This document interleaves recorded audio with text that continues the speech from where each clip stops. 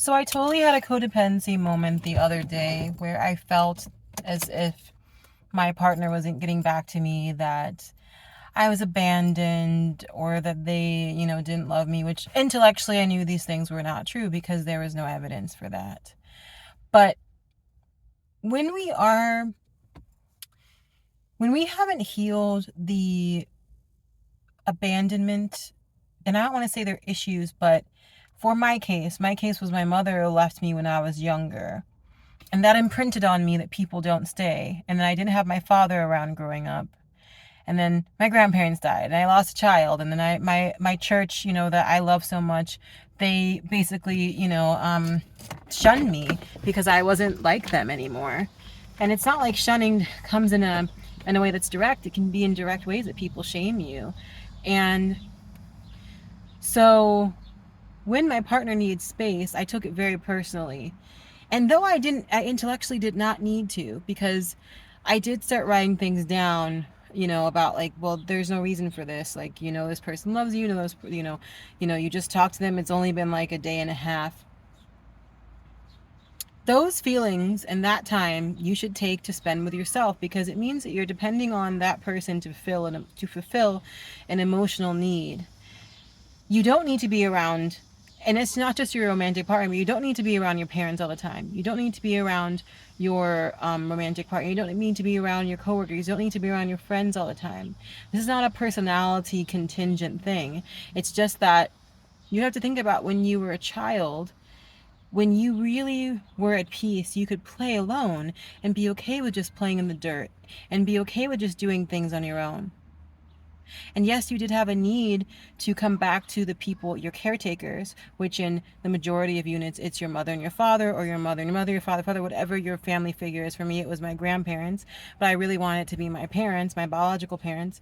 I always want that safe need from them. And yes, I feel like there were ways that the love was not given to me in terms of my emotional needs.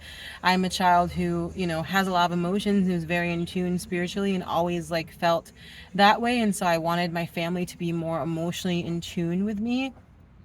But ultimately, I had to learn to fill my need from a young age, and that left me in a deficit. So as I got older, when people get close to me, I felt that they were going to leave, because that's what happened in my life. I either had people in my life that were not emotionally present with me, or people that actually leave you. Like when your mother disappears off the face of the planet, and you're 8 years old, and intellectually she'd never leave you, but she still leaves because someone murdered her or raped her or whatever. Excuse me for this language. My mother's been gone for over 20 years. That trauma puts something very deep in your brain, and all the other things that happened on top of that. So I either felt that people were going to abandon me, or that I had to stick so close to them to work for their love so they wouldn't leave. And so those were two things. So, it's not just with my romantic partner that I felt triggered, or that I felt triggered. It's with, some friendships and stuff. But not as much friendship now, because I have my solid friends, and that relationship I worked on. It's been years of working on. I mean, my best friend, I've been friends with her for almost, 2007, 2015 years. That's a long time of friendship. Did I do the math right? I hope so. But yeah, the and my other friends that I have, I don't have that attachment to. So I don't look for them for need, but I had to work through it with them.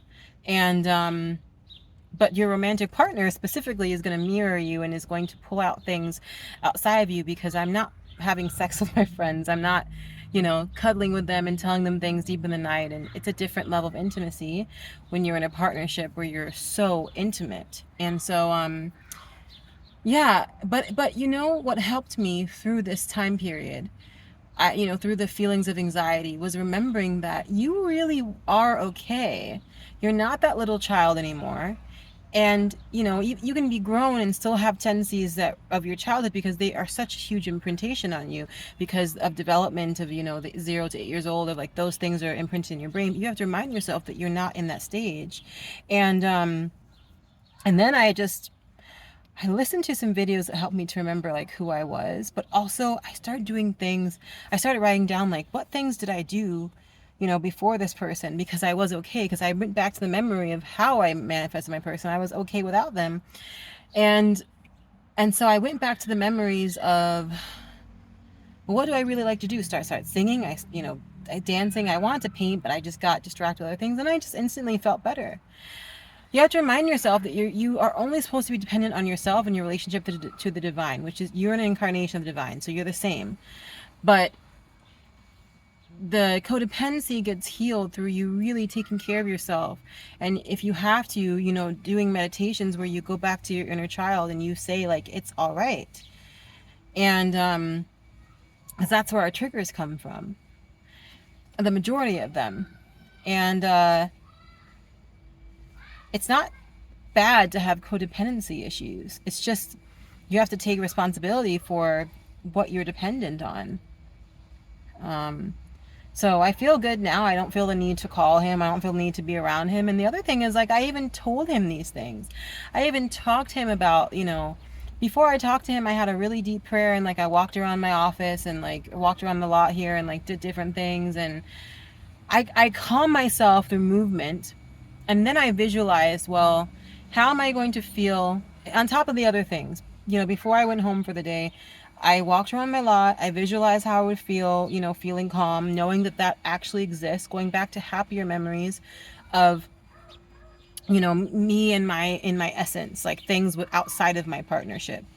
Dancing on stage and winning $200, in like a contest, and things that gave me happy memories to help me to remember aspects of myself, of who I really am.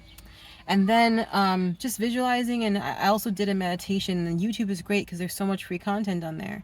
And by the time I got home, I felt a lot better. I made myself a nice dinner, and I ordered some Thai food, and I went back to dating myself. And you have to do that,